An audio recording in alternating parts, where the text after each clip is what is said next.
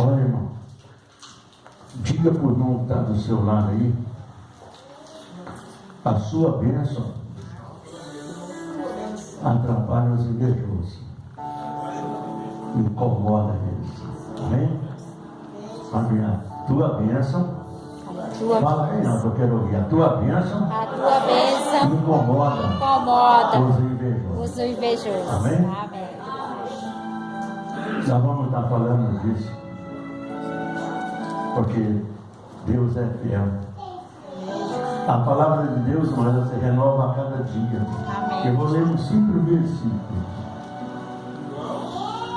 João capítulo 11, versículo 35. É o maior versículo da Bíblia. É ele que eu vou ler hoje, né? Ele só diz assim, olha, Jesus chorou.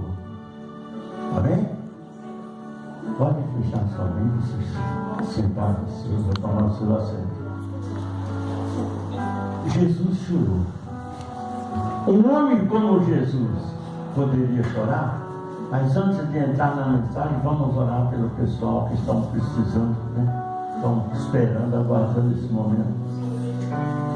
Glorioso Deus e eterno Pai, a Ti, Senhor, eu declaro nesse instante o meu amor pelas almas, assim como o Senhor deu a sua vida, Senhor, pela nossa. E não se podia, Senhor, de levar a Tua palavra. Eu venho nesse instante clamar e interceder por todos os Teus povos, em qualquer parte do mundo, na face da terra. Alcança aquelas vidas que estão necessitadas, salva as almas que estão perecendo. Meu Deus, aquele pessoal ali, Senhor, no Rio Grande do Sul, num sofrimento tremendo, entra com providência e muda a história daquele povo, Pai. Fortalece, dê força e graça. Aonde estiver uma pessoa necessitada, o Senhor entra com providência e realiza os sonhos, os projetos no coração de cada um, porque grande és tu, Senhor, em toda a face da terra, hoje e sempre, em nome de Jesus. Amém? Olha bem, Jesus era um homem que não tinha necessidade de chorar. Tinha? Não. Tudo está na mão dele. Tudo pertence a ele. Mas existe algo dentro de nós chamado amor, que isso é uma das coisas que mais move o coração de Deus. Aleluia! E Deus é tão amoroso que Ele chora por nós, porque Ele sabe que se nós não chegarmos a Ele, vamos perecer eternamente no inferno. E Jesus não quer isso. Ele chora por causa das nossas iniquidades, por causa da nossa desobediência, por causa da nossa falta de amor. A Bíblia diz que Jesus vivia aqui na região e ele precisou sair, viajar. E eles tinham uma família muito amiga. Eram 3 pessoas que conviviam com Jesus o tempo basta: Marta, Maria e Lázaro. E quando Jesus saiu da cidade, Lázaro adoeceu e morreu. Não tinha outra alternativa. Ninguém podia fazer nada. Mas Jesus anteriormente pregava para eles que Ele era a ressurreição da vida.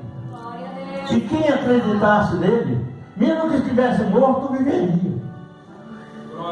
Mas o povo não acreditava. E o judeu também não sabia o amor que Jesus tinha por aquela família. Eu quero dizer para você, não, que Jesus ama a sua família. Jesus te ama de uma forma especial e ama a sua família. Aleluia. Ele não tem filho predileto. Todos para ele são iguais. Então, eles foram sepultar o Lázaro. Maria e Marta procurou Jesus por todo canto, mas ele não estava na cidade. 4 dias depois, Jesus volta. Ao encontrar com Marta e Maria, ele chegou e disse: Senhor, Se tu estivesse aqui, o nosso irmão não teria morrido. Aí Jesus disse, mas ele vive. Ela falou, sim, Senhor. Eu creio pela palavra que o Senhor tem pregado, que no último dia viveremos. Disse, não, Lázaro, não Marta. Todo aquele que crê em mim, ainda que esteja morto, viverá. Mas aonde puseram eles? Levaram Jesus até o sepulcro. Quando Jesus chegou ali, o povo que ia com Marta e Maria chorava pela falta de Lázaro. Mas alguns judeus não. Alguns judeus não observavam isso. Quando ele viu que Jesus chegou no túmulo de Lázaro e chorou, aí eles perceberam, vixe, como Jesus amava ele. Aí que descobriram o amor de Jesus.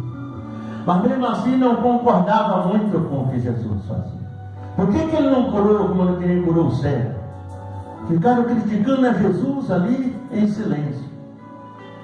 Jesus virando as costas para a multidão. Por que Jesus virou as costas para a multidão?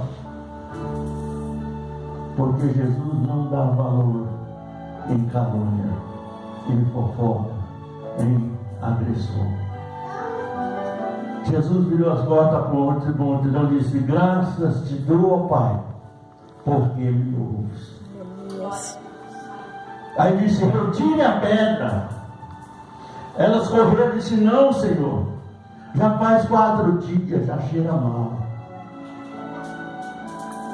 Jesus não deu nem atenção para o que Marta e Maria falou. Por quê? Porque Deus não dá ouvido à palavra negativa de crente nenhum. Deus não ouve palavra falsa da boca de ninguém, irmão. Deus gosta da verdade, da fidelidade, do amor. Jesus não deu nem bola para o que Maria e Marta disse. E tire a pedra. Tiraram a pedra. Jesus podia remover aquela pedra com seu poder e a sua palavra. Mas ele não fez isso, porque a pedra os homens poderiam tirar. Porque Jesus veio para nós, irmão, para realizar o impossível. Aquilo que nós não podemos fazer. Aquilo quando uma pessoa está numa UTI, está em algum lugar, que nós clamamos a Deus em favor dessas vidas.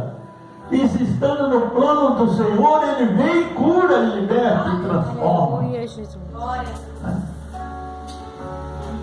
Jesus, tiraram a pedra, Jesus, Lázaro, saia para fora.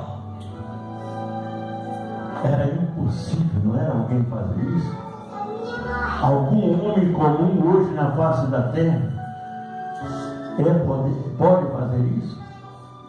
Você sabe que o cientista ele não acredita em Deus.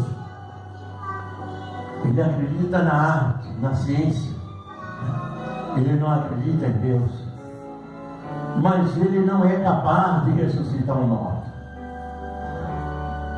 Eu, com a minha simplicidade, com a minha humildade, já orei, Jesus ressuscitou.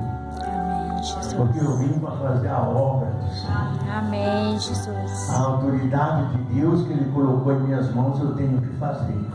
Rindo ou chorando, sofrendo ou de qualquer outra forma, eu tenho que fazer. Amém? E faço com amor. Quanto mais grande a luta, irmão, mais gostoso é o sabor da vitória. Aleluia, Jesus.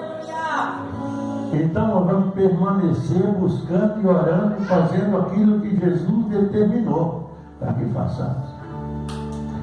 Quando Jesus chorou, aí os judeus disseram, olha como ele amava Lázaro, né? Mas nunca tinha visto antes dos milagres que Jesus já havia realizado, irmão. As almas que Jesus já havia tirado do calabouço. Daí procuraram a matar Jesus. Sabe por quê? Porque a bênção de Jesus incomodava os fariseus. A unção, a bênção de Jesus incomodava todos os falsos e traidores. Então eles procuravam uma forma de eliminar Jesus de qualquer maneira. E começaram a armar tudo quanto era forma para matar Jesus. Mas, até que um dia, eles conseguiram. Sabe por que conseguiram?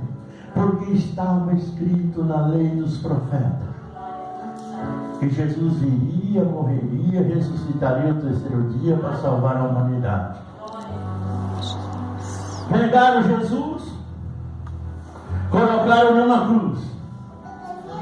Aí tem um mistério, irmão, bem interessante.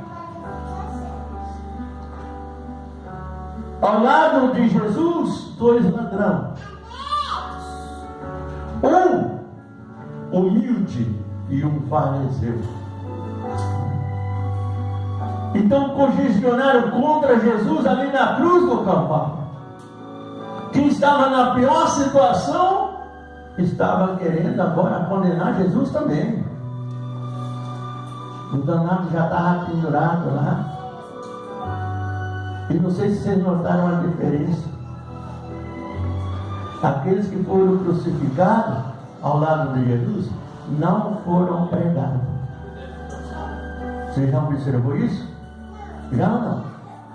Eles foram amarrados pelos pulsos e pendurados na cruz. Jesus não, Jesus foi crucificado, pregado na cruz.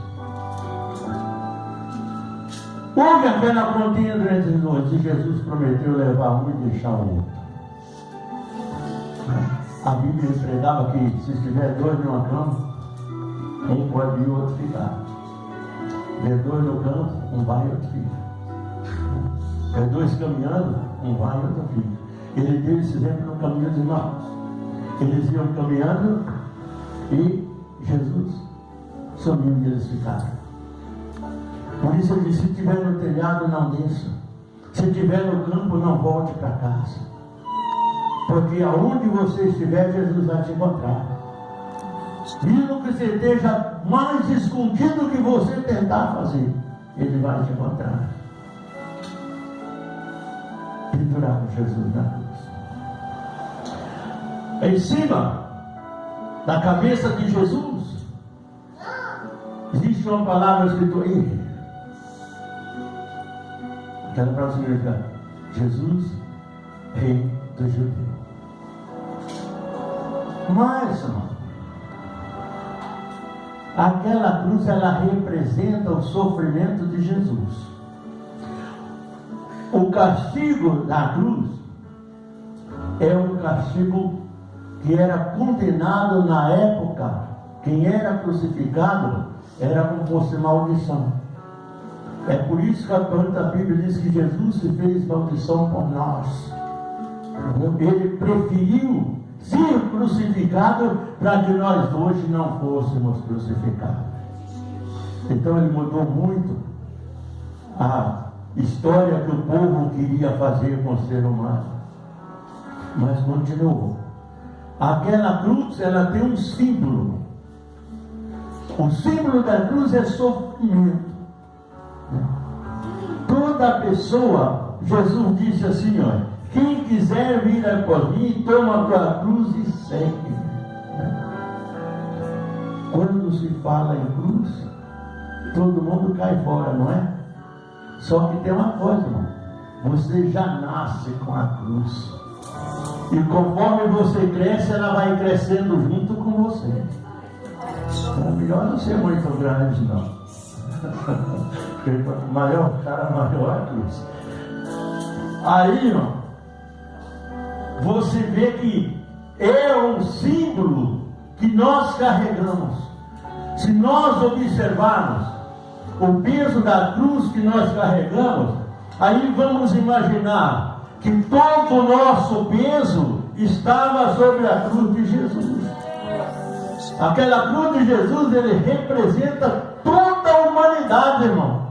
Não é um só, não. É todos. Você já pensou?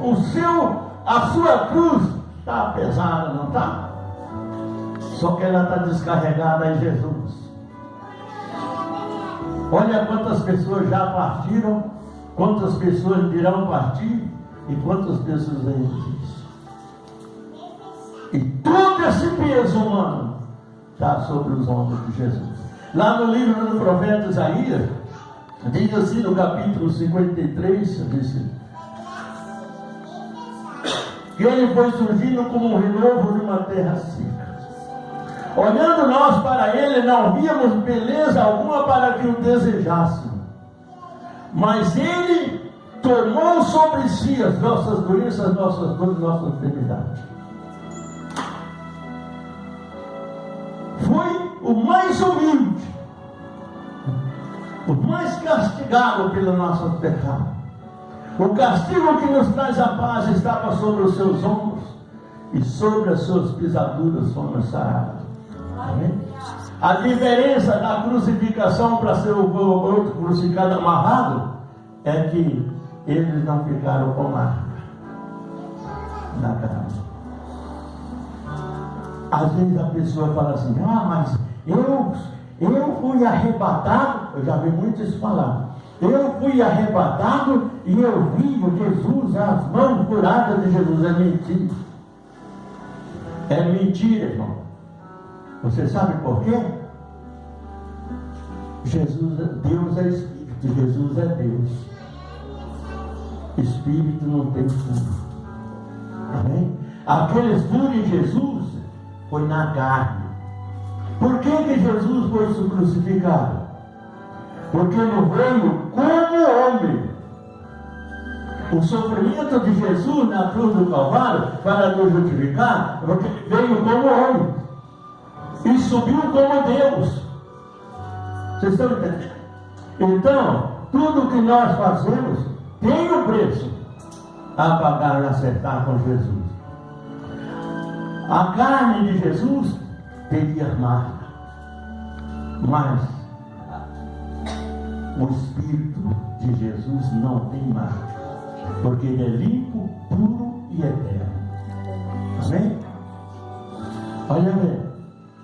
Mas eu vi as mãos curadas de Jesus. Viu nada. Isso é conversa para boi dormir. Entendeu? Porque não existe isso. O homem, sim. A Bíblia não diz que Jesus foi ressuscitado em corpo, mas sim espírito, porque ele é espírito, ele é Deus. A matéria, por que Jesus passou por isso tudo? Porque Jesus nasceu de uma pessoa simples. Amém? A carne de Jesus não desceu do céu. Ou desceu? Não. A carne de Jesus gerou no ventre de Maria. E deu um crescimento. Entendeu? Agora, hoje nós não. Jesus não foi criado da forma que é criado o Filho hoje, não. Jesus foi gerado do Espírito Santo. Então, como ele nasceu de uma carne pecaminosa, porque nós já nascemos no pecado, ele teria que passar por isso para purificação. Que só o sangue de Jesus é vida. Amém? E vida eterna. Aleluia. As pessoas às vezes brincam muito com o sangue de Jesus. Olha bem, por que o bruxo, o Pai de Santo, usa tanto sangue? Porque eles sabem que o sangue é vida. E o que eles querem destruir? A vida. Para que o diabo vem? Roubar, matar e destruir.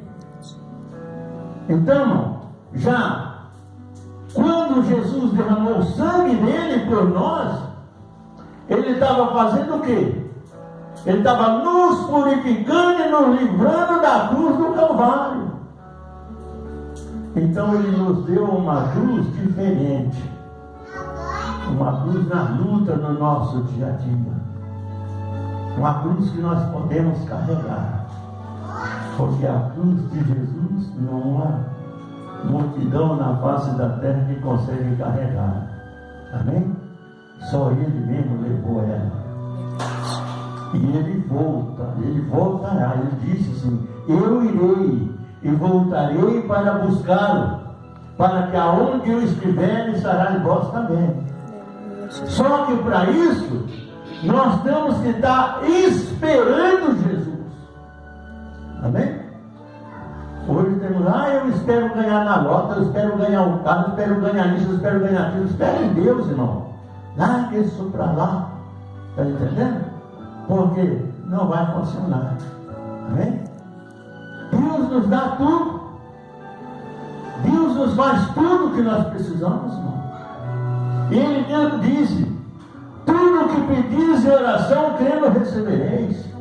Se pedir alguma coisa em meu nome, eu vos farei. Não, o próprio Jesus disse isso.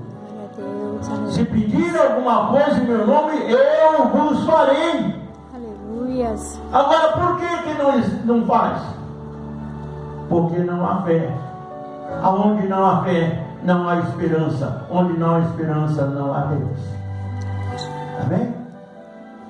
Mas que é a fé? O firme fundamento das coisas que não se vê, mas que se espera alcançar. Aleluia, Jesus. Eu admiro muito Abraão sendo filho de uma família idólatra, mas a família mais idólatra que tinha na região era Terá, o pai de Abraão. Com 75 anos, Deus fala com ele lá sozinho. E ele larga tudo e vai ao encontro do Senhor. Isso é fé. Você confiar em Deus. Você confiaria numa voz que te chamasse assim? Você sai da tua casa, da casa dos teus pais. Sai da tua parentela. Há uma terra que eu mostraria. Lá eu te abençoarei. Não é no caminho, não, é lá. Quando chegasse lá, farei de ti uma grande nação, abençoarei os que te abençoarem, e amaldiçoarei os que te amaldiçoarem. Entendeu? Abraão foi humilhado na casa dele, na casa de Terá, que ele morava com o pai. Ele e Sara foram humilhados porque Sara não tinha filho. E Terá queria o neto de Abraão de qualquer maneira. Humilhava, desclassificava Sarai, que ela chamava na época. Judiava de Sarai de toda forma, humilhava Abraão, dizendo que ele não era homem capaz de dar um neto para ele. Procurava fazer, arrumar tudo quanto era tipo de mulher para Abraão, mas Abraão não queria. Abraão não aceitava as propostas de Terá, a ponto de ele excomungar tudo a vida de Abraão. Mas no meio daquele sofrimento todo, ele vê Abraão, e ele para. Quando ele para, o coração abre. Quando o coração abre, a voz diz: Abraão, sai da casa do teu pai, sai da tua terra, sai da tua parentela, para uma terra que eu te mostrarei. Lá eu te abençoarei, e tu serás pai de grande nação. Essa promessa ele abraçou. Acreditou naquilo que ele não viu, mas entendeu a voz que ele ouviu. Hoje Deus fala através da mensagem em todas as igrejas por aí. Mas às vezes, para muitos, entra no ouvido, sai no outro e não adianta nada. Faça como Abraão. Abraão não viu, mas ouviu. Abraão não discutiu, ele creu. Ele não duvidou, ele creu. Ele colocou toda a esperança em Deus. E Deus não decepcionou Abraão. Será que Deus vai nos decepcionar? Jamais. Jamais Deus vai nos decepcionar. Mas é algo que é nós que temos que agir. É nós que temos que fazer. É nós que temos que confiar. Nenhum pastor, nenhum bispo, nenhum missionário, nenhum apóstolo, nem ninguém consegue fazer você crer. Só quem traz esse convencimento é o Espírito Santo. Mas para o Espírito Santo trazer essa convicção dentro de nós, é preciso nós acreditar como acreditou Abraão. Muita gente lê essa palavra aqui. Jesus chorou. Jesus chorou de raiva. Bateram nele para ele chorar.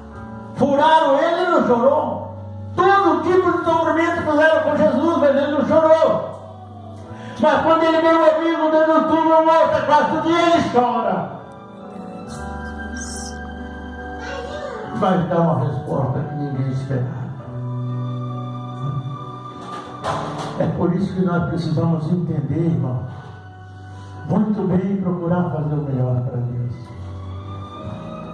Jesus merece a nossa atenção ou não? Será que Jesus merece a nossa confiança ou não?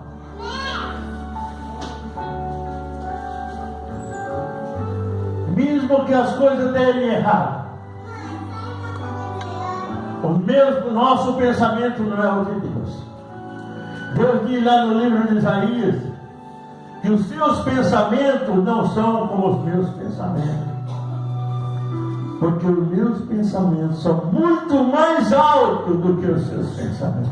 Glória a Deus, aleluia. Nós pensamos uma coisa e Deus pensa melhor para nós.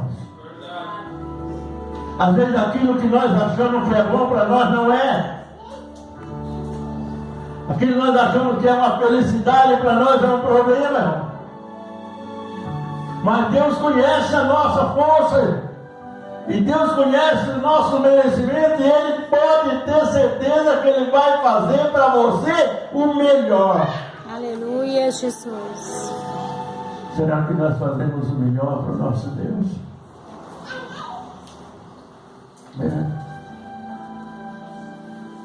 Faz o que você pode. Nós fazemos o que podemos. E Deus faz para nós o impossível, aquilo que nós não podemos fazer. Verdade. Mas eu acho que abrir o meu coração e confiar em Jesus, eu posso, não posso? Todos nós podemos, não podemos? Você sabe por que muitas pessoas não creem muito? Porque ele pede uma coisa para Deus, demora de acontecer às vezes, e ele perde a fé. Quando Abraão recebeu a promessa, tinha 75 anos.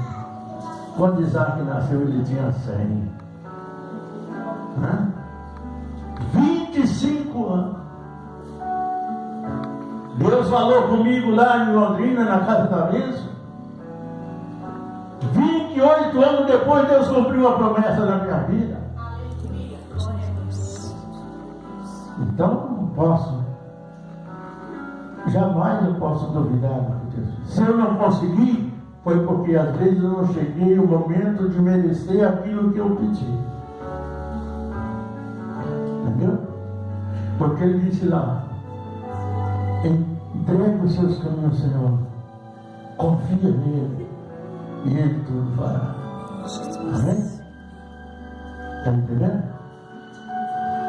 Deus age na nossa vida de uma forma que às vezes nós não sabemos. Vamos ver o exemplo de Jonas. Jonas, um profeta abençoado, desobedeceu a Deus. Fugiu para longe para não atender o chamado de Deus. Deus cobrou dele através da baleia que engoliu ele. Lá no ventre da baleia ele lembrou de Deus. E ele clamou. E Deus trouxe ele de volta no mesmo lugar da onde ele tinha partido. Amém?